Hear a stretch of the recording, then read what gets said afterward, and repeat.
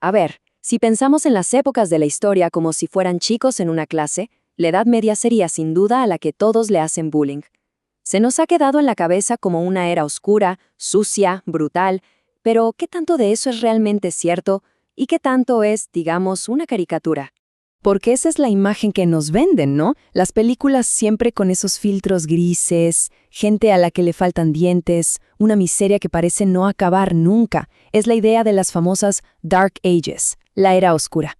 Pero bueno, vamos a intentar arrojar un poquito de luz sobre esta visión. Esta metáfora es que es perfecta, de verdad, porque gran parte de la mala fama de la Edad Media viene básicamente de una campaña de desprestigio.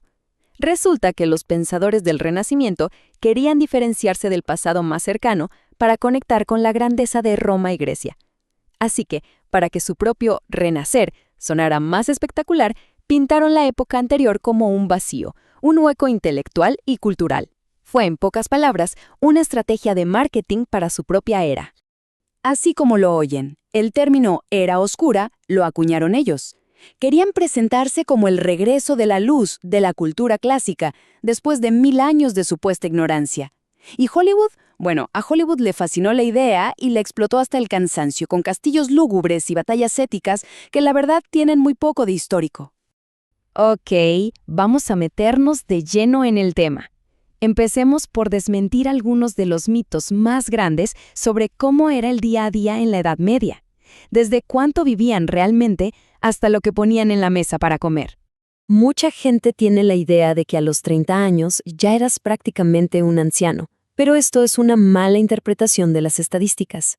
La realidad es que el promedio de vida era bajo, sí, pero por una razón muy, muy trágica, que no tenía nada que ver con envejecer antes de tiempo. Y el punto clave es este. Entre un 30 y un 50% de los niños morían antes de crecer. Es una cifra terrible que, lógicamente, arrastraba el promedio de vida hacia abajo. Pero aquí está el dato importante. Si una persona lograba superar los peligros de la infancia y la adolescencia, era bastante común que viviera hasta los 60 o incluso 70 años. ¿Y qué hay de la idea de que siempre se estaban muriendo de hambre? Pues, otra exageración. Pensemos que trabajar en el campo de sol a sol requería un montón de calorías. Su dieta se basaba en cereales, legumbres y hortalizas. La carne, sí, era un lujo, pero la cerveza, ojo, con muy poquito alcohol, era una fuente de calorías fundamental para todos, incluso para los más chicos. Y esto es alucinante. Antes de que existiera la luz eléctrica, el ritmo de vida era completamente diferente. Nadie dormía 8 horas seguidas. Lo normal era tener un primer sueño, despertarse por un par de horas en plena madrugada para hacer alguna tarea, rezar o estar en pareja, y luego volvían a dormir para un segundo sueño. El sueño bifásico era lo habitual. Bueno, ahora pasemos a los grandes temas: el poder, los señores feudales, la iglesia, los castigos. Vamos a ver que la organización social era bastante más compleja de lo que nos imaginamos. La imagen que tenemos todos en la cabeza, muy del estilo de Juego de Tronos, es la de un rey con un poder absoluto que hacía y deshacía a su antojo. Pero, ¿de verdad era así el asunto? Pues, para nada. El poder del rey era, en realidad, bastante limitado. El feudalismo se basaba en un sistema de pactos y lealtades. El rey dependía totalmente de sus duques y varones. No podía simplemente llegar a las tierras de un noble y quedarse con lo que quisiera. Era una red muy compleja de obligaciones mutuas. Y este ejemplo es genial para ver cómo se mezcla la realidad con la ficción. La rueda, este método terrible para despedazar a alguien, era real, aunque se reservaba para los crímenes más graves. Pero el famoso cinturón de castidad es un invento muy posterior, del siglo XIX. Nunca, jamás existió en la Edad Media. Y ahora sí, vayamos a una de las partes favoritas de todo el mundo, la guerra medieval.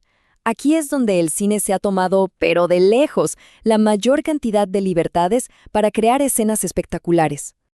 A ver, los castillos no siempre fueron esas fortalezas gigantes de piedra que nos imaginamos. Empezaron como simples torres de madera en una colina. Con el tiempo, evolucionaron, añadiendo muros de piedra, fosos, más torres, se volvieron cada vez más y más difíciles de conquistar. Pero aquí está la clave de todo. Asaltar un castillo por la fuerza era casi imposible. La gran mayoría de los asedios no se resolvían con grandes batallas. Eran, más bien, guerras de paciencia. Podían durar meses, o incluso años, esperando a que la gente de adentro se quedara sin comida y sin agua. Y el famoso trebuchet, su función principal no era derribar los muros, que eran demasiado gruesos. Se usaba más como un arma psicológica. Era para desmoralizar a los defensores, lanzando rocas enormes, claro, pero también cosas mucho peores, como animales muertos o cadáveres para generar terror y enfermedades. Y para ir cerrando, hablemos del caso de estudio por excelencia, Corazón Valiente, o Braveheart. Una película increíble, sí, pero que es el mejor ejemplo de cómo se pueden mezclar un montón de mentiras históricas para contar una historia muy poderosa. Ok, a ver, vamos a desglosar esto porque es increíble. Primero, la pintura azul en la cara. Era una costumbre de los pictos, pero de 1000 años antes. Segundo, las famosas faldas escocesas, los kilts, no se inventaron hasta el siglo XVIII. ¿Y el apodo Corazón Valiente?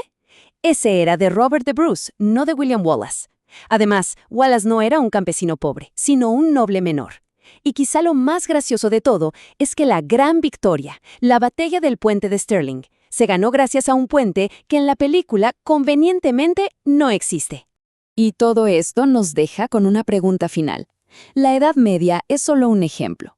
¿Cuántas otras cosas que damos por ciertas sobre el pasado vienen en realidad de una película, de una serie? Quizás la historia real es mucho más sorprendente de lo que nos han contado.